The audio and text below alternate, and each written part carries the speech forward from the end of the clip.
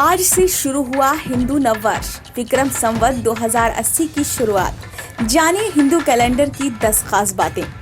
आज से हिंदू कैलेंडर का नया वर्ष विक्रम संवत 2080 की शुरुआत हो गई है।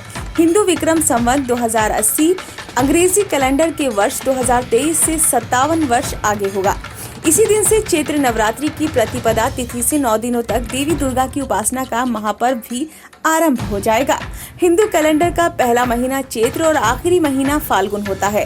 हर साल चैत्र प्रतिपदा तिथि से नया विक्रम संवत शुरू हो जाता है, तो इस बार संवत्सर का नाम नल होगा। राजा बुध ग्रह होंगे और मंत्री शुक्र ग्रह होंगे। आइए जानते हैं हिंदू विक्रम संवत 2080 के बारे में खास बातें। हिंदू नववर्ष से जुड़ी खास बातें। विक्रम संवत की शुरुआत राजा विक्रमादित्य ने शुरू किया था। राजा विक्रमादित्य ने अपनी विक्रम संवत के शुरू होने पर अपनी जनता के सभी कर्जों से राहत प्रदान की थी। विक्रम संवत हर साल चैत्र माह के शुक्ल पक्ष की प्रतिपदा तिथि से शुरू हो जाती है। इस संवत को गणितीय नजरिए से एकदम सटीक काल गणना माना जाता है। विक्रम संवत को राष्ट्रीय संवत माना गया है। नए विक्रम संवत की शुरुआत होने पर देश के अलग अलग स्थानों पर इसके अलग अलग नामों से जाना जाता है। चैत्र महीना, जो कि हिंदू नववर्ष का पहला महीना होता है, ये होली के बाद शुरू हो जाता है, यानी फाल्गुन पूर्णिमा तिथि के बाद चैत्र कृष्ण प्रतिपदा लग जाती है और फिर भी उसके 15 दिन बाद नया हिंदू नववर्ष क्यों मनाया जाता है। दरअसल इसके पीछे क्या तर्क है कि हिंदू पंचांग के अनुसार कृष्ण पक्ष पूर्णिमा से अमावस्या तिथि के 15 दिनों तक रहता है और कृष्ण पक्ष के इन 15 दिनों में चंद्रमा धीरे धीरे लगातार घटने के कारण पूरे आकाश में अंधेरा छाने लगता है। सनातन धर्म का आधार हमेशा अंधेरे से उजाले की तरफ बढ़ने का रहा है, यानी तमसो मा ज्योतिर्गमय। इसी वजह से चैत्र माह के लगने के बाद 15 दिन बाद जब जब शुक्ल पक्ष लगता है और प्रतिपदा तिथि से हिंदू नववर्ष मनाया जाता है। अमावस्या के अगले दिन शुक्ल पक्ष लगने से चंद्रमा हर एक दिन बढ़ता जाता है, जिससे चैत्र माह की प्रतिपदा तिथि पर ही महान गणितज्ञ भास्कराचार्य ने सूर्योदय से सूर्यास्त तक दिन, माह और वर्ष की गणना करते हुए हिंदू पंचांग की रचना की थी।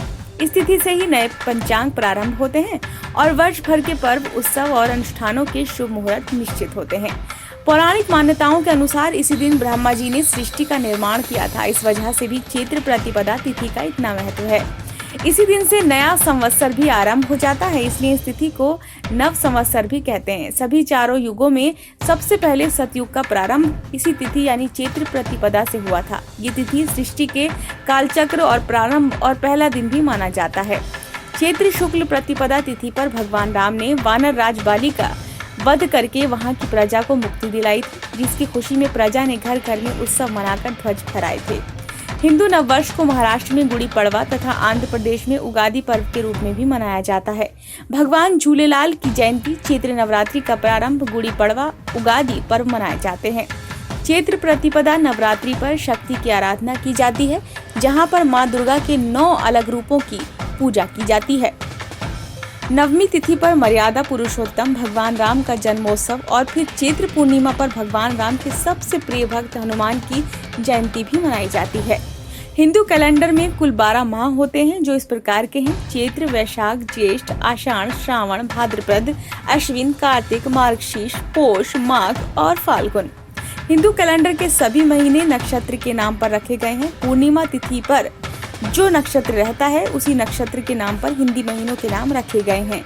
जैसे चैत्र का महीना चित्रा नक्षत्र के नाम पर रखा गया, उसी प्रकार से वैशाख विशाखा के नाम पर, ज्येष्ठ ज्येष्ठा नक्षत्र के नाम पर, इसी तरह सभी 12 हिंदू महीनों का नाम नक्षत्रों के नाम पर रखा गया है।